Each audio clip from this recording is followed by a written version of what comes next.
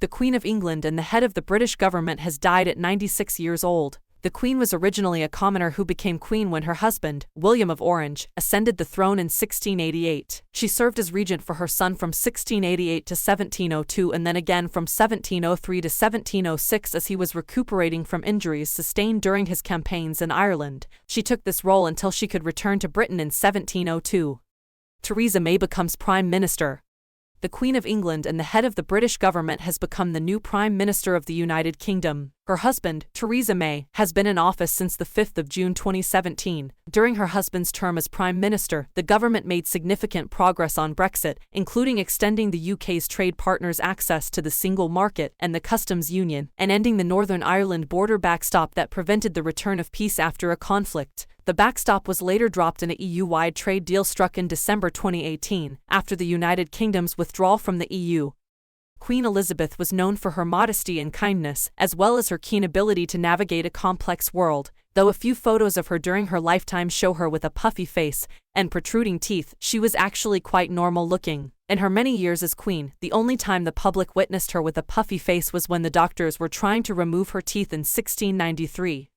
This was the first time the public saw the Queen in public without a mask, coat, or gloves. On the 10th of June 2016, while on a state visit to the Netherlands, the new Queen was covered in carrots and sardines while on a visit to one of her favorite lakes, Lake Geneva. Her official pictures show her with her hair and makeup carefully pulled back in a bun, accompanied by a pair of goatees. She also carries a large gardening shears next to her on this visit. On the 12th of January 1937, the day before her 28th birthday, Elizabeth II got married to the Prince of Wales. Though the royal family had been together for just 3 years at that point, the nuptials were a well-publicized event. It is believed that her friend and fellow Tudor monarch, Lady Elizabeth Snow, helped to bring her proposal to fruition. On this day in 1937, the newlyweds were wed at Windsor Castle. It is the oldest wedding in British history, and the only wedding in which both bride and groom carried swords. Both bride and groom were there to celebrate Elizabeth's 50th birthday. Her family also had a key part in this day in history as they were at the ceremony. Her paternal great-grandmother, Jane Seymour, went to the chapel to celebrate Elizabeth's 50th birthday, and was present at this marriage.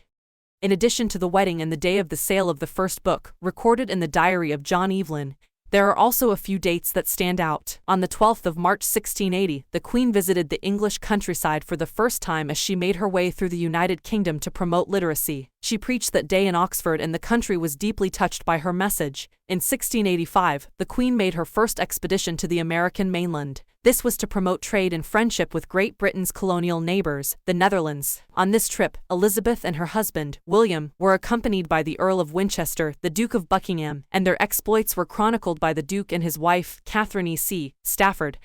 On the morning of the 6th of February 1703, the weather in the United Kingdom became much colder than usual. A wind from the east caused a cold wave to pass through the country, causing snow to fall in many places. This led to a bad month for agriculture as well as a bad harvest. The weather was particularly cold in the area around Leicestershire. The day that the Queen turns 80 comes in the calendar of both the House of Windsor and the House of Commons. It is traditionally celebrated on the 19th of November. The Queen has been in office since the 5th of June of that year. In February 1814, the Queen was chosen to become Premier of the United Kingdom. Her onlytitles were Your Majesty's Queen, by the most excellent grace of King George the Great. She became the first woman to hold this office and the first British monarch to do so since George IV in 1817. In December of that same year, the Queen was chosen to become Queen of the United Kingdom. Her onlycreds were Your Majesty's successor to the throne and crown of Great Britain, from and after the decease of this present Lord, and to the generation and for the use of her present times. She became the first British monarch to have this title.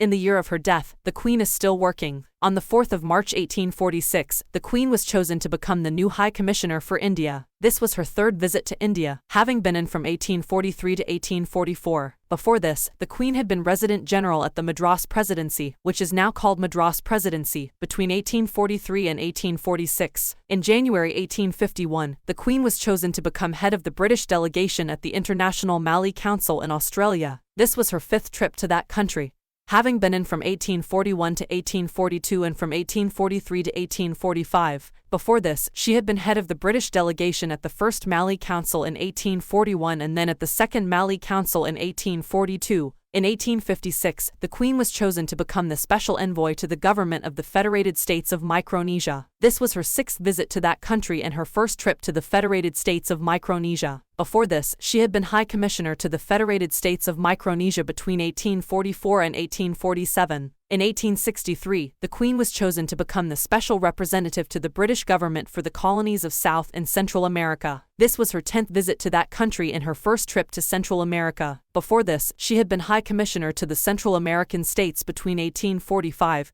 and 1849. Follow World News Channel for more live updates.